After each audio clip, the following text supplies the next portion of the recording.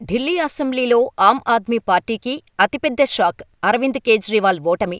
న్యూఢిల్లీ స్థానంలో బీజేపీ నుంచి పోటీ చేసిన సమీప అభ్యర్థి పర్వేష్ వర్మ అరవింద్ కేజ్రీవాల్ కంటే 3,000 ఓట్ల మెజారిటీతో గెలుపు సాధించారు. 2013 నుంచి ఇక్కడ కేజ్రీవాల్ గెలుస్తున్నారు. ఈసారి మాత్రం ఆయన పాచికలు పారలేదు. మరోవైపు పర్వేష్ వర్మ ఇప్పుడు ముఖ్యమంత్రి రేసులో ఉన్నారు.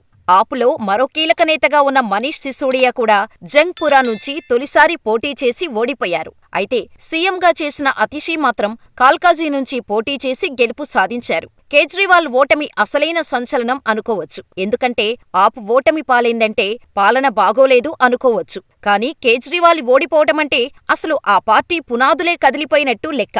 10 ఏళ్లుగా గుండెల్లో పెట్టుకున్న ఢిల్లీ ప్రజలు ఒక్కసారిగా ఆయన్ను బయటకు పంపేయడమంటే ఇంతకంటే ఘోర అవమానం మరొకటి ఉండదు. ఢిల్లీ ప్రజలు ఆయన పాలన పట్ల ఎంతలా విసుగు చెందారో ఈ ఫలితాలే చెబుతున్నాయి. ఢిల్లీ అసెంబ్లీ ఎన్నికల్లో కమలం వికసించినట్టే. మధ్యతరగతి ప్రజలు ఎక్కువగా ఉన్న ఢిల్లీలో బీజేపీకి స్పష్టమైన మెజారిటీ వచ్చింది.